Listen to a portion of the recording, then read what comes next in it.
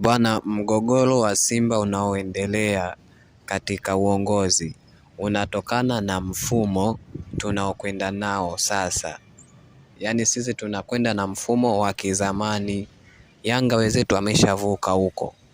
Yanga wenzetu wana rais ambaye akisema hivi basi ni hicho hicho, yaani yeye ndo top.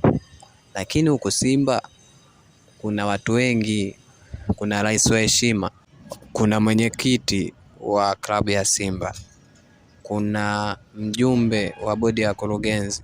Hao wote hao nakutajia hao watu wakubwa. Kwa hiyo hapo mpaka sasa mimi sijui nani topu, yani yule manyota, ni kwamba akisema hiki ndo hiki, sijajua kwa sababu kila mtu hapo anaweza akaamua lake